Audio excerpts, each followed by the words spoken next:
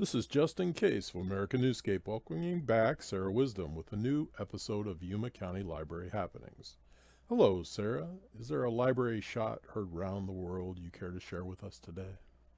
I do indeed. I am so excited to announce that the Yuma County Library District is now fine free. We are joining many public library organizations in eliminating late fines for our patrons. And what that means is basically you won't be charged late fines anymore. There will still be due dates and people will still be responsible for lost or damaged items, but we will not have those little penalties of 20 cents per day if it's late, up to this much money, and you can't check out books if your account is over this.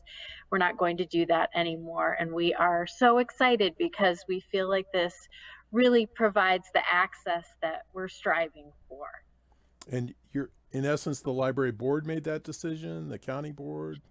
Well, our library director studied up on it quite a bit, spoke with other big library systems in the country, and then she took it to our library board of trustees, and they approved it and recommended it. And then we took it to the Yuma County Board of Supervisors, and they considered it and passed a resolution at their Monday, September 21st meeting. So really we have to thank them so much for passing that resolution that allows us to supersede our previous fines and fees schedule and update it.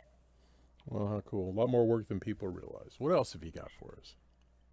Well, this isn't quite as exciting, but still very important. We wanted to remind employers that we have safety videos available for their employees.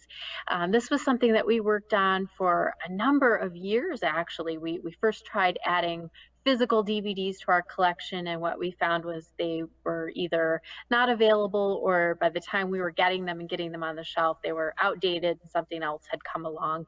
But we signed up with a company called Waive Atlantic Safety Training, over a year, maybe even 2 years ago.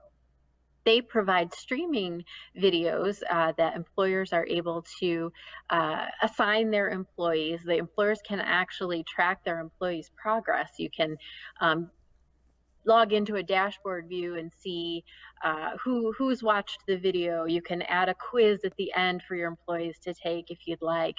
And what we found was, especially for small businesses who have just a few employees, this was a terrific time and money saver, because you can't send your entire staff to training for an entire day. It's just not in the budget. It's not practical.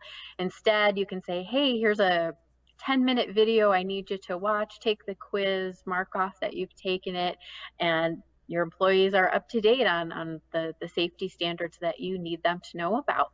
So this is available through our website, yumalibrary.org. It's under our resources page. And what you can do is click on the link, the Wave Atlantic Safety Training, and view the different courses that are available. And then once you've decided what you're interested in, give us a call at the library and we'll provide you with an access code so you can then assign those safety courses to your employees. Wow. So the employer calls the library, you give them the code, and then I assume with that code, the employee goes into the Yuma Library website or the Wave website. They go through our website to the wave safety training, and then depending on what the employer would like them to do, there's different courses assigned for them to take. And we assist the employer with the dashboard side of it. We can take a look and see, hey, 8 out of your 10 employees have completed the training. These 2 still have to take it. So we're right there with you, helping you help your employees. Wow. Well, that's quite a resource. Yes, and as a matter of fact, they have already updated it with COVID-19 safety videos as well. So it's as opposed to the days when you were trying to keep up with VHS and then DVDs, the streaming allows it to be very current very quickly. Wow. What else have you got, sir? Well, last but not least, speaking of resources, we wanted to let people know that we recently updated our kid and teen pages on our website. If you visit our homepage, yumalibrary.org, you'll see tabs along the top. The last two are kids and teens. And prior, we had information about library programming, which of course we're not able to offer right now.